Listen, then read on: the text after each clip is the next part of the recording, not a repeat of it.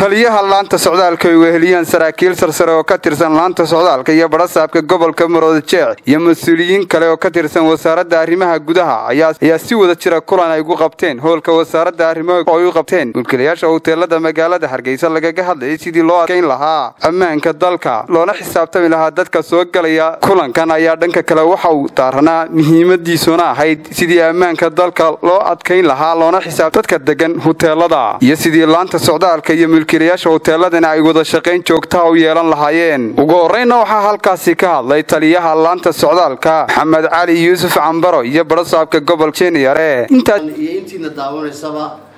haddii ilaahay yiraahdo munaasabadan marka ugu horeysa annagoo xoojinayna isku socodka iyo amniga dalka dalla ay tahay amnigu inuu yahay budliga dalka iyo jiritaankiisa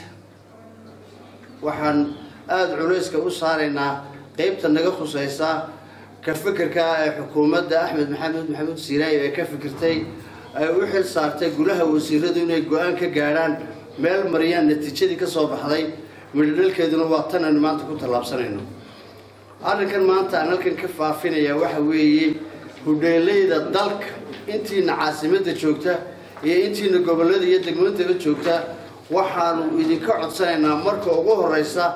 inaad fulisaan inaad noqotaan muwaadiniintii dadkan lahaa ama dalka lahaa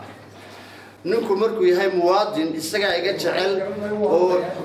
sidoo u ilaalinayo sidaan u ilaalinayo anu mala mushahayeen baan ku leeyahay isagu ku leeyahay hanti weyn oo maguuraan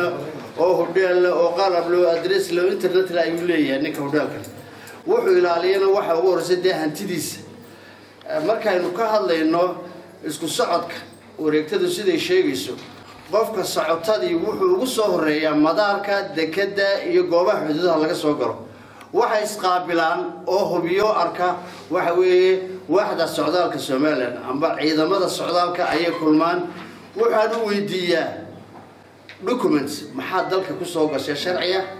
maxaad haysaad muwaadin ku cadeynaysaa inaad tahay iyo cid aad u socotay iyo waxay u socday iyo sababtu socday halku tagay markuu immigration ka dhaafo ninku taxi uu ka soo qaata madaarka amba xuduudda aba baabuur wuxuu ugu soo horeeyaa waa hodeel anta wax ma ka jiraan qofku markuu socotada yahay aanu deegaanka hayn meesha ugu horeeyo waxa weeye immigration markuu taxi ka soo qaata madaarka waxaan rabnaa horta inaan fahanno maxaa qof walba xaq loogu leeyahay dawladda waa inaka dee intiina saada waxa tiin ragga maanta nooga jirta waxa la yiraahdaa arbekooyinka lahaa ama hodheelada Soomaaliya waa la idin yeeray raggiina maanta noo yimi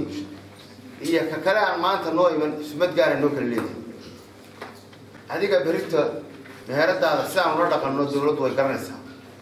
hodheelka noo iman ee ixtiraamin waxaan u aqoonsanay inuu baraay hoos ku ayar bixiso soo saama wuxuu dawladda uga wuxuu iman waayay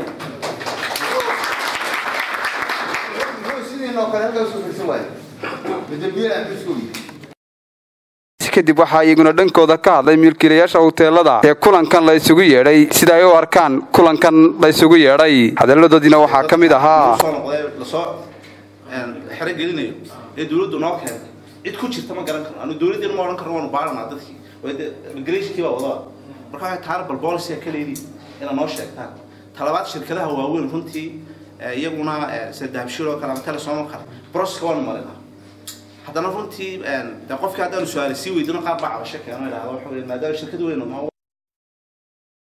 mulkiilayaasha hoteelada magaalada Hargeysa ayaa waxa uu daba socdaa wareegta ay xukuumadda Soomaaliland ka soo saartay dadka soo galay ee ka soo gudbaya xadadka ay Soomaaliland la leedahay wadamada kale iyo waliba garoomada ay dadku ka haadaan si ammaanka dalka loo adkeeyo Axmed Khalid Farax Kalsan TV Hargeysa.